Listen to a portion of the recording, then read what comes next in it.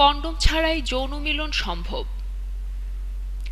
কোনো প্রকার জন্ম নিয়ন্ত্রণের আধুনিক পদ্ধতি ছাড়াই সম্পূর্ণ প্রাকৃতিকভাবে জন্ম নিয়ন্ত্রণ করা সম্ভব। এই পদ্ধতিটা ভালোভাবে জানা থাকলে জন্ম নিয়ন্ত্রণের জন্য কোনো চিকিৎসকের কাছে যাওয়ার দরকার হয় না। সাধারণত মেয়েদের মাসিক ঋতুচক্রটা প্রাকৃতিকভাবেই হয়ে থাকে। তবে এর মধ্যে এমন কিছু দিন আছে যা নিরাপদ দিবস হিসেবে ধরা হয়। এই দিনগুলোতে যদি স্বামী স্ত্রী মিলিত হয় তাহলে স্ত্রীর সন্তান সম্ভবা হবে না। এই নিরাপদ দিনগুলো প্রকৃতিগতভাবেই সুনির্দিষ্ট থাকে।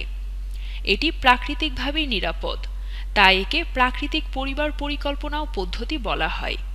চিকিৎসা বিশেষজ্ঞরা এই প্রাকৃতিক পদ্ধতিকে আবার অনেক সময় ক্যালেন্ডার পদ্ধতিও বলে থাকেন। এই পদ্ধতি প্রয়োগ করতে আপনাকে অবশ্যই জেনে নিতে হবে আপনার স্ত্রীর ঋতুচক্রের নিরাপদ দিন কোনগুলি। এজন্য আপনাকে আগে জানতে হবে আপনার স্ত্রীর মাসিক নিয়মিত হয় কিনা। যদি নিয়মিত হয় তাহলে কতদিন পর পর হয় সেটাও আপনাকে জানতে হবে। সবচেয়ে কম যতদিন পরপর মাসিক হয় তা থেকে আপনি 18 দিন বাদ দিন। মাসিক শুরুর প্রথম দিনটি হলো প্রথম অনিরাপদ দিন।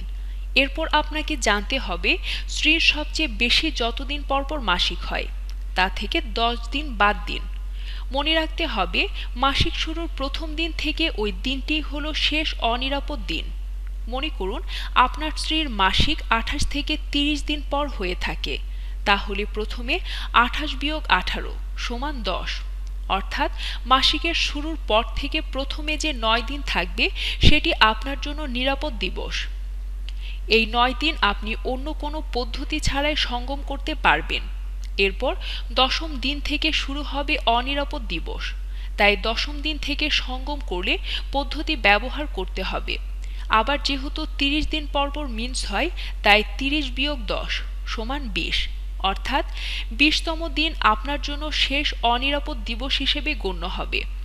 21তম দিবস থেকে আপনি আবার অবাধ সঙ্গম করার সুযোগ পাবেন। এই দিনগুলোতে সন্তান গর্ভধারণের সম্ভাবনা থাকে না, তাই এই দিনগুলোতে সঙ্গম না করে যদি 10ম থেকে 20তম দিবস পর্যন্ত আপনি অবাধ সঙ্গম করেন তাহলে স্ত্রীর গর্ভধারণ করার সম্ভাবনা আছে। এই হিসাবটি অনেকের কাছে জটিল মনে হতে পারে, তবে এই হিসাবটি খুব সহজে মনে রাখার জন্য পদ্ধতি হলো মাসিক শুরুর পর প্রথম 7 দিন আর মাসিক শুরুর আগের 7 দিন অবাধ সঙ্গম করা নিরাপদ। এই দিনগুলোতে যদি মিলিত হন তাহলে সন্তান গর্ভে আসার সম্ভাবনা নেই। তবে জেনে রাখা ভালো, অনিয়মিতভাবে মাসিক হওয়ার ক্ষেত্রে এই পদ্ধতি কার্যকর নয়।